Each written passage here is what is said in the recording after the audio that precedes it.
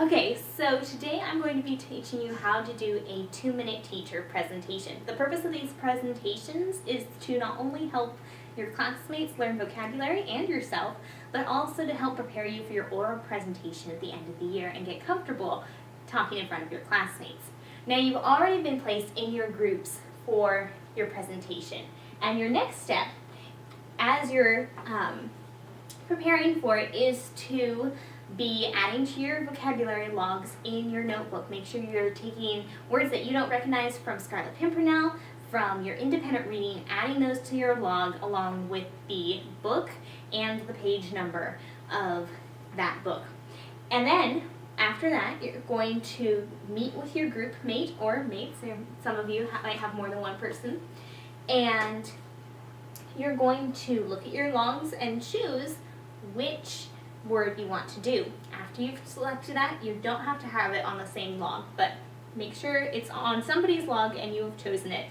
Once you've chosen it, you'll put both your names here, your word, and the book it's from. You only have to fill out one of these per group, and then you'll turn it in. Make sure you're turning it in about a week before your presentation, or earlier if you want, but at least a week. Then I will approve your word and give it back to you. In class, you'll get some flaps to make a sample vocabulary square in your notebook. It's going to look like this. So, as you prepare for giving your presentation, which will be teaching a vocabulary square like this, you'll put this together, which will be your reference as you teach. You'll have a picture for your word, an example sentence, and this example sentence is going to be from your book. So that's why you write down the page number in your vocabulary log. Then you'll have your definition and origin and synonyms and antonyms. I choose about 3 synonyms and 3 antonyms each about.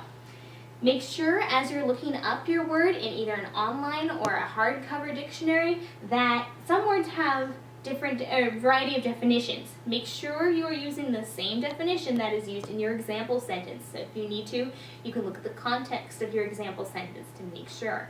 You can also click the little speaker button if you're using an online dictionary to make sure you're pronouncing your word correctly. When it comes to the day you're going to be presenting, you'll get up in front of the class along with your group mate and you'll draw a diagram of your vocabulary square like this. You will have students write their word in the center. This center is not big enough to write in, so we won't right now. But I will be using the word interminable. Interminable. If you've been in this class before, you will remember that word. I like to start with the definition because that's going to lay the foundation for everything that's to come. So first we're going to label these though. We have picture, we have example sentence,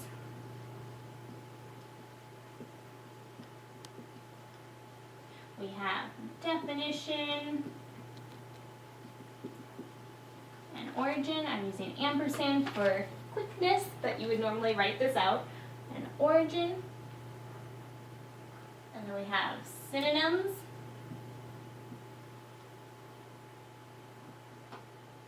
And antonyms. Okay, so the definition of interminable. I'll write interminable up here. Is having or seeming to have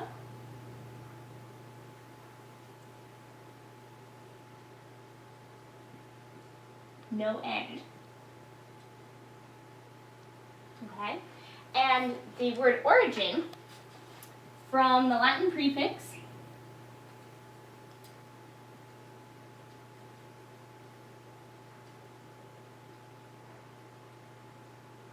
in, which means not, and terminate.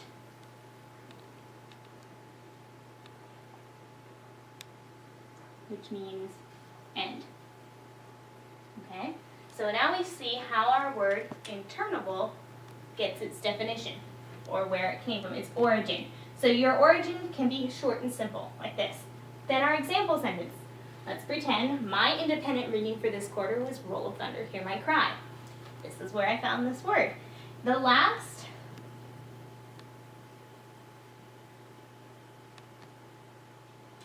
the last days of school before Christmas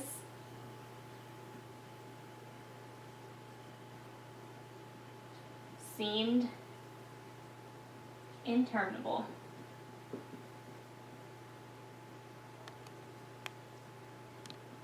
I need to underline your word there. Then, for your synonyms and antonyms, your synonyms are going to be endless, unceasing, and everlasting. Your antonyms are going to be brief, ending, temporary.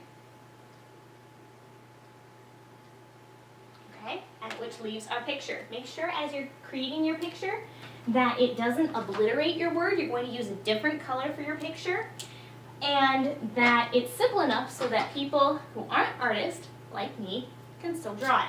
So we're going to write our word. Interminable.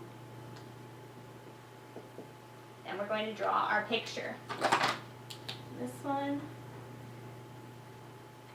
That is an infinity symbol. And poorly drawn one, but an infinity symbol. So interminable feels like it's never ending. Infinity doesn't end, so that is why that symbol.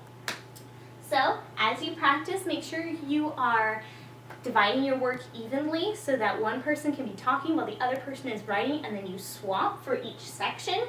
I don't want one person doing all the talking and one person doing all the writing, and I also don't want one person doing everything and the other person just standing here. You can come to class early or stay afterwards to practice, and make sure you talk slowly and clearly and write clearly. You'll have more room than I did here. So best of wishes as you prepare for this, and I look forward to hearing your presentations.